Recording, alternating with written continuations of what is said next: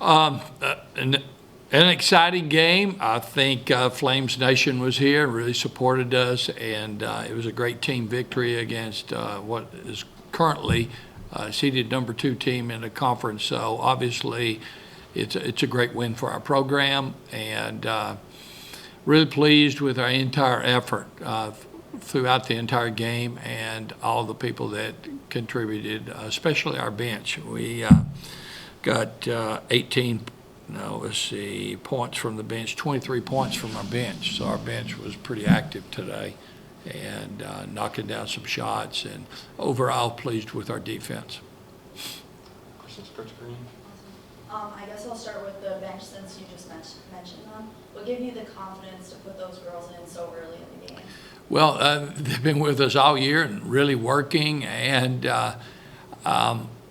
they're a team that, meaning Florida International, is a team that transitions, and we just needed to get to our bench just for to keep our teams from becoming very fatigued and put our bench in a pressure situation. So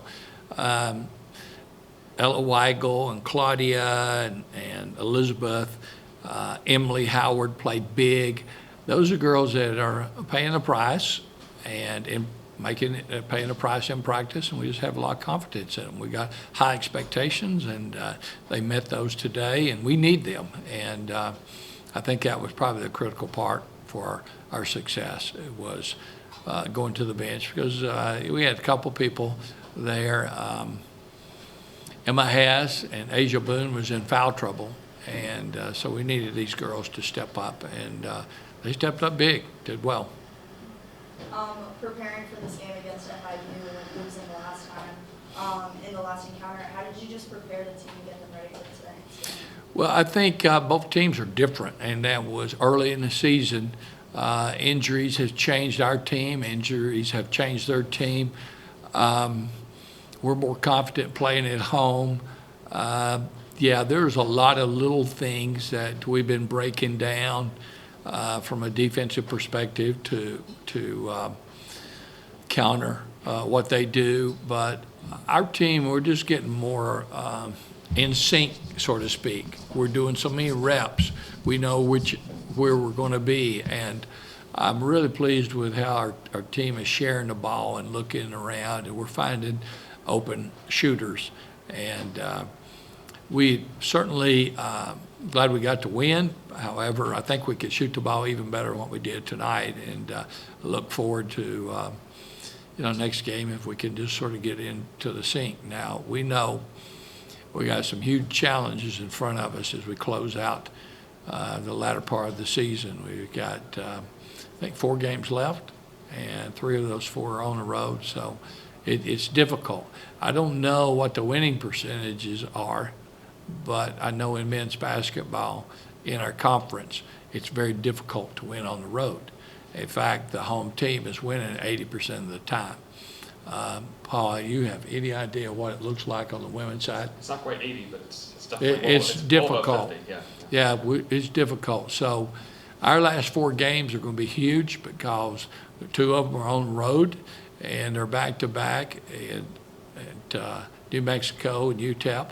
Then we come back and we're taking on the number 1 seed, Middle, and they're very good. And then we're going to Western Kentucky, closing out. So physically, it's going to be a challenge. Mentally, it's going to be a challenge for us. So we've tried to take the last 20 days, and I think the last 20 days we've had only 2 games. So we've taken days off. We're trying to get healthy and be prepared for this, what we're calling championship run. So it's bigger than just this game. In the back of our mind, not me, but I heard the words coming from the girls, hey, we didn't play that good, and it was a revenge type of thing, and we know, and I talked to them about that. That is, God gave us that emotion, but that's not a good motivation. But even when you can say, yes, that's not a good, hey, you beat me last time.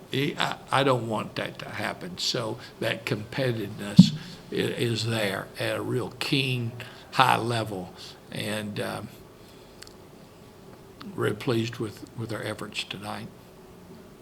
My last question is for playing Middle Tennessee in the future, and just what can fans expect?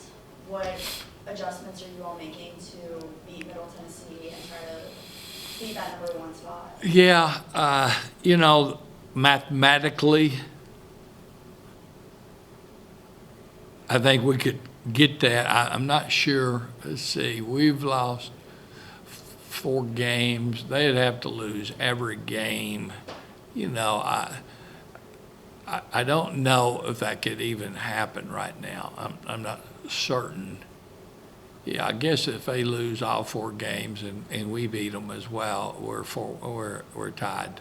So it's going to be very difficult. We got more of a tougher challenge than they do, and they're good. They're very good. They're seasoned, and that is a target or a goal. Beat the best. To be the best, you have to beat the best. They're the best in our conference right now, and we're young and we're developing. We've had some huge challenges early and lost a few players as well, but that's what basketball is all about. Okay. Do you have any other comments from today's game? Yeah, I would like to say, again, I was really pleased with some of the efforts. I think you can't overlook Bella Samuda, who's going to be coming in here. Bella had a double-double. She had 14 rebounds herself, and then an outstanding accomplishment or achievement from Jordan Hodges. She had 11 rebounds, 4 assists, and only 2 turnovers, and had 15 points. So that little point guard had a double-double, 11 rebounds and 15 points. That's an outstanding game. We probably should have had her in here, Well, she's coming Jamie. later. Okay. And again, I thought our bench was exceptional.